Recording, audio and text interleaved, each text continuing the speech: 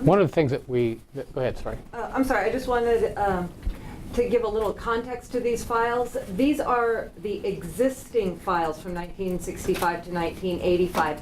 It's not necessarily all the files the Boy Scouts created. There was testimony at the Lewis trial that the Boy Scouts had certain policies of destroying files for different reasons. Either be when somebody got too old, they would destroy a file. If they knew somebody was dead, they'd destroy the file. Also, like Paul said, if someone was put on probation, we know from the files that exist that the policy was if the person was put on probation, but there were no more complaints about him for a certain period of time, 2 years or so, they would then destroy the probation file. So the files that currently exist are by no means a complete record of complaints of abuse within the Scouts. Okay. And just to highlight, what you're going to get when we get around to being able to follow the court's order and redact the files as the court has ordered, is you will get only 1965 to 1985. That's what was at issue in the Lewis trial. And in other cases, some that Steve are litigating here, we've obtained copies of files from 1955 to 1965, but that's not part of this discussion, and you won't have access to that unless we go through the same drill that we did in the Lewis trial. Obviously, there are files from 1985 on that are not part of this equation either. We would like to know what's in those files. We just like to know how the problem developed. The Boy Scouts, I think it's important to underscore this, the Boy Scouts have made substantial improvements in their policies and programs starting in the 90s. And so, at least they claim, and from what we can tell, that's true. So one would expect and hope to see a decline in the number of reported abuse cases going into those files. We do know that they still are maintaining these files even as we speak today. Right. So we just don't know what those files are going to show. So I don't want there to be any misimpression that you're going to see a comprehensive list of all files that the Boy Scouts have ever kept, which, by the way, went back to about 1925 as far as we can tell. Yeah, 1920, right. So, okay, other questions, and then I'll talk a little bit about the practical steps that are going to happen between here and release of the files. Just one last point before we take questions, and that is that the files that are being released today in public never would have become public, never would have been discovered, never would have been admitted into court if it weren't for Oregon's fairly progressive statute of limitations, which requires or allows a claimant to come forward, even if it's 20 or 30 years later. And the reason for that extended statute of limitations is the recognition that the injuries that you suffer as a result of childhood sexual abuse oftentimes does not manifest itself until 10 years, 20 years, 30 years later. And so because of Oregon's progressive statute, we were able to get these files, we got them in discovery, we used them in court, and now they're being released to the public. None of that would have happened if it weren't for Oregon's extended statute of limitations, which other states have similar statutes, but the vast majority of states don't allow victims to bring cases years or even decades after they suffered the abuse. Do you know how many cases there are against the Boy Scouts now? Our office here, working with Paul Monis, we have something like 30 pending cases around the country in about a dozen different states. And then Steve and Gillian and Peter Jancy here are handling another 15 or 17 in Oregon. Those are maybe 5 to 6 cases involving 15 to 18 individual plaintiffs in Oregon. And then again, 30 individuals around the country litigating in about 12 different states. And other attorneys? My perception is Tim Hale's got some down in Southern California. I think Mike Pfau in Seattle. My perception is there's another couple of dozen cases pending around the country. Right, there are cases going on in Washington State, in Southern California, in Florida. There's a couple in Texas. There's several in New Jersey. But I'd say that it probably, maybe if a dozen, something like a dozen to 2 dozen, but they're scattered around the country My overall estimate would be, 50 to 75 pending cases in a dozen to 18 different states. And of those, I'm going to guess that our office or working with Paul probably have 2/3 of those. That's what I'm guessing.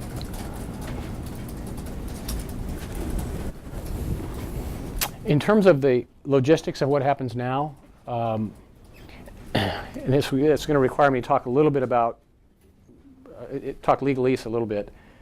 The Oregon Supreme Court has said that the trial judge was right, that the Oregon Constitution allowed the trial judge to make this decision that these files in this context should be made public. The court went on to say that they were not saying that the open courts provision of the Constitution required the judge to do this. And I want to come back and talk about that in terms of policy in a few minutes. But what the Supreme Court has said is the trial judge was right. We're not going to interfere with his order. So let's go back to what his order was. His order was that these files should be released to the press, to the interveners. Some of you folks that are here, OPB, AP, Oregonian, New York Times, Courthouse News Service, should be released to the interveners. But the trial judge said, I want the names of child abuse victims redacted, and I want the names of the people who reported child abuse redacted to protect their identities. I'm expecting that we'll be called into Judge Whitmire's office sometime in the next several days to talk about what happens next, because I expect he's going to say, don't release the files until you've redacted the names and you've shown your redactions to the other side and everybody's in agreement that the redactions are appropriate. There's 20,000 pages of documents, and we have to sit down and go through them page by page with a magic marker or the electronic equivalent of a magic marker to take those names out. So that's obviously going to take some time. Whether it's going to be 4 days or 2 weeks, I don't know. It's just going to be a matter of how long is it going to take us to do that process. Then obviously we'll try and put those in some sort of an electronic format that'll make it easy for you folks to access and work with. And we would anticipate at that time also kind of doing a 1-hour skull session with whoever from the press wanted to be involved to open up the files together and say, okay, this is how they're organized, this is what to look for, this is what these things mean, kind of a tutorial, if you will, for those that would find it helpful. That's the process I anticipate, but I want to emphasize that I'm not in charge, Judge Whitmire's in charge. That's just what I anticipate happening. Do you anticipate much, based on the way that the documents are organized and the judge's instructions for what gets redacted, is it pretty black and white what will be in and what will be out, or do you expect a lot of back and forth about this should be in, no it should not? I don't expect a lot of back and forth. It's pretty clear when you look at the file who called to complain, what boys were interviewed or girls were interviewed. I think that's pretty straightforward. It's just the volume that we're dealing with that I think is going to take some time. Right, and the big problem is going to be is going through, because many of these documents, the files are comprised of basically 4 to 5 categories of documents. Number one, correspondence between the Boy Scout local council and the national council, correspondence, internal correspondence between within the Boy Scouts itself, from their general legal counsel to other members in the Scouts, letters from some parents complaining. The next category would be newspaper articles, many that have newspaper articles in them. There's another thing in there which we use during the trial, which are basically alerts. And at the top of the, I guess the left-hand corner is a picture of a fireman putting out a fire, and it basically were internal documents which were sent to upper echelon Boy Scout administrators and others involved about cases that were going to come into the public record and what could ostensibly be done for damage control. There will be other documents of police reports. There will be interviews with, in a letter form with some family members by Scout executives. There'll be other interviews with police officers. There'll be correspondence from some social service agencies.